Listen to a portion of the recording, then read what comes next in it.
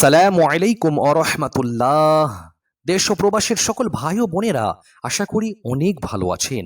আপনাদের দোয়ার বরকতে আলহামদুলিল্লাহ আমিও অনেকটা ভালো আছি। আজকের আমরা এই ছোট্ট ভিডিওর মাধ্যমে আপনাদের সঙ্গে সালাতুত তাসবিহ নামক একটি নামাজ সম্পর্কে আলোচনা করব।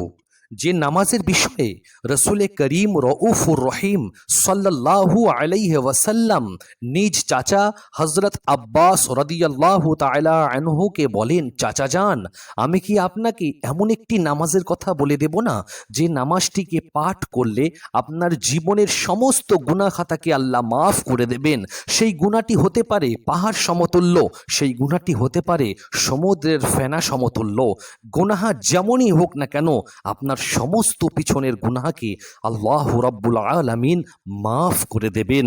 আল্লাহু আকবার। এমনই একটি নামাজ সম্পর্কে আমরা জানতে চলেছি। এই নামাজটিকে যদি আপনি আদা করতে পারেন তাহলে আপনার জীবনের সমস্ত গুনাহ মাফ হয়ে যাবে। প্রিয় দর্শক, তার আগে আমাদের এই চ্যানেলের মধ্যে যারা নতুন দর্শক আছেন তারা অবশ্যই আমাদের এই চ্যানেলটিকে সাবস্ক্রাইব করে পাশে থাকা বেল আইকন অল করে দেবেন এমনই সুন্দর সুন্দর ভিডিও সর্বপ্রথম পাওয়ার জন্য। এবং যারা আমাদের এই চ্যানেলটিকে সাবস্ক্রাইব করে রেখেছেন তাদেরকে জানাই অসংখ্য ধন্যবাদ। আপনারা আমাদের এই চ্যানেলের নিয়মিত ভিডিও সর্বপ্রথম পাবেন ইনশাআল্লাহ। আজকের যে নামাজ সম্পর্কে আমরা আলোচনা করব, এই নামাজের বিষয়ে আল্লাহর রসুল সাল্লাল্লাহু আলাইহি ওয়াসাল্লাম বলেছেন, কেউ যেন এই নামাজটিকে প্রত্যেক দিন একবার আদা করে। যদি একবার সম্ভব না হয় তাহলে যেন সপ্তাহে একবার আদা করে। যদি সপ্তাহে না সম্ভব হয় তাহলে যেন মাসে একবার আদা করে। যদি মাসেও না একবার সম্ভব হয় তাহলে কমসে কম বছরে একবার আদা করুক। কেউ যদি বছরেও না তার পক্ষে সম্ভব হয়ে ওঠে তাহলে এই নামাজটিকে সে যেন তার জিন্দগির মধ্যে একবার আদা করে নেয়। কেননা এই নামাজটি এমনই একটি পাওয়ারফুল নামাজ, 4 রাকাতের নামাজ। এই নামাজ পড়ে আপনার জীবনের ছোট বড় সাগীরা কাবীরা সমস্ত গুনাহকে আল্লাহ রাব্বুল আলামিন মাফ করে দেবেন। প্রিয় দর্শক মণ্ডলী, আসুন আমরা শুনি বা জানি এই নামাজটি কেমন করে পড়তে হবে বা এই নামাজটি কখন পড়তে হবে। এই নামাজটি পড়ার জন্য কোনো সময় নির্ধারিত করা নেই। যখন আপনার হাতে সময় অনেকটা থাকবে তখন আপনি আপনার সময় বার করে এই নামাজটিকে পড়তে পারেন। এই নামাজটি পড়ার জন্য আমাদেরকে আপনাদেরকে সকলকে একটি তাসবিহ পাঠ করতে হবে। কেননা এই নামাজের নামটি হলো সালাতুত তাসবিহ, মানে তাসবিহের নামাজ। এই নামাজটিকে আপনাকে পাঠ করার জন্য একটি তাসবিহ, যে তাসবিহটিকে 4 রাকাত নামাজের মধ্যে 300 বার পাঠ করতে হবে। প্রথম রাকাতে 75 বার, দ্বিতীয় রাকাতে 75 বার, তৃতীয় রাকাতে 75 বার, চতুর্থ রাকাতে 75 বার। এইভাবে 4×75 আপনাকে 300 বার একটি তাসবিহ পাঠ করতে হবে।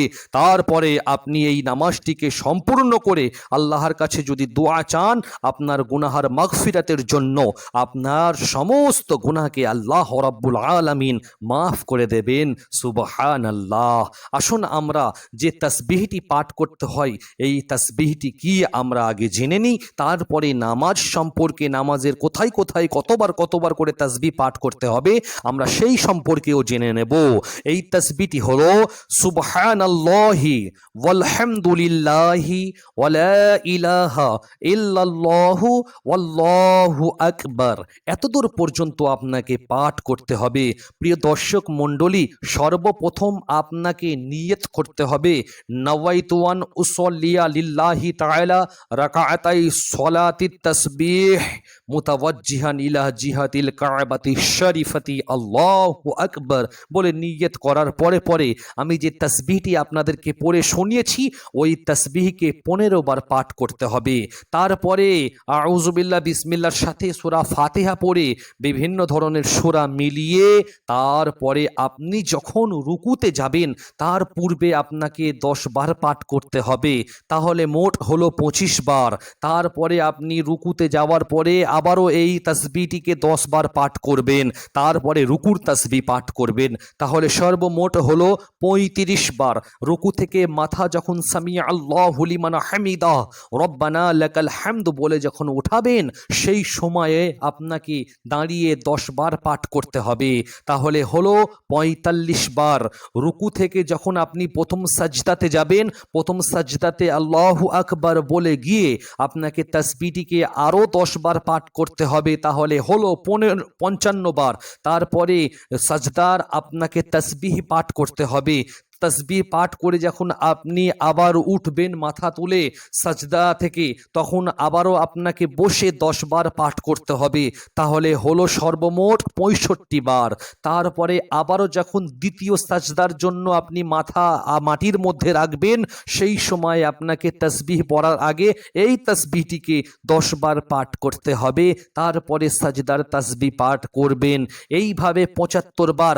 আবারও উঠে ঠিক একই নিয়মে একইভাবে আপনাকে 75 বার করে প্রত্যেক নামাজে আপনাকে প্রত্যেক রাকাআতে 75 বার করে এই তাসবিহটা পাঠ করতে হবে, তাহলে সর্বমোট 300 বার পাঠ করা হবে।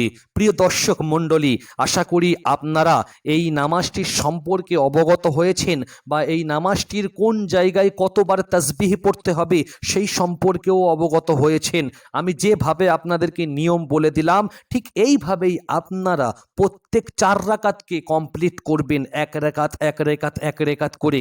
নিয়ত কিন্তু আপনাদের হবে 4 রাকাতের নিয়ত হবে। এইভাবে আপনারা যখন নিয়ত করবেন, আবার নিয়তটা শুনুন, নাওয়াইতু আন উসাল্লি লিল্লাহি তাআলা আরবাআ রাকাতাই সালাতি তাসবিহ মুতাওয়াজ্জিহান ইলা জিহাতিল কাবাতি শরীফাতি আল্লাহু আকবার। এইভাবে আপনারা নিয়ত করে এই নামাজটিকে পড়বেন। 4 রাকাত নামাজে 300 বার এই তাসবিহটিকে পড়লে আপনার জীবনের জানা অজানা, সাগীরা কাবীরা, প্রকাশ্য অপ্রকাশ্য, ছোট বড় সমস্ত গুনাহকে আল্লাহ রাব্বুল আলামিন মাফ করে দেবেন। প্রিয় দর্শক মণ্ডলী, এই পাওয়ারফুল নামাজটিকে আপনারা কিন্তু অবশ্যই এই লাইলাতুল কদর নামক রাত্রিতে আপনারা এই নামাজটিকে আদা করতে পারেন। কমসে কম মরার আগে জীবনের একটি মুহূর্তে এই নামাজটিকে আদা করে দেখুন, আপনার জীবনের জানতে অজান্তে যত গুনাহ আছে সমস্ত গুনাহকে আল্লাহ রাব্বুল আলামিন মাফ করে দেবেন। আপনি বুঝতেই পারবেন না যে আপনার গুনাহ কেমনভাবে মাফ হয়ে গেল।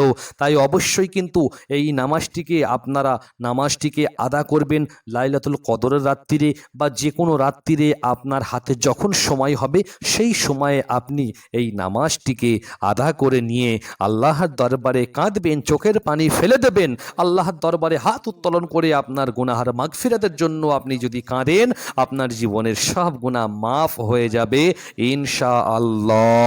প্রিয় দর্শক মণ্ডলী, তার সাথে সাথে আজকের এই ছোট্ট ভিডিওটি এই পর্যন্ত। আমাদের এই ছোট্ট ভিডিওটি আপনাদেরকে কেমন লাগলো তা অবশ্যই আমাদেরকে জানাতে ভুলবেন না। আর এই ভিডিওটিকে আপনাদের বন্ধুদের মাঝে বেশি বেশি করে শেয়ার করে দেবেন, কেননা আপনার একটি শেয়ারের কারণে আপনার কোনো মুসলিম ভাই অথবা বোন ইবাদত করার সুযোগ পাবে, ইবাদত করলে তার নেকি আপনিও পেতে পারবেন। তাই এই ভিডিওটিকে বন্ধুদের মাঝে বেশি বেশি শেয়ার করে দেবেন। ভালো থাকবেন, সুস্থ থাকবেন। আল্লাহ হাফিজ।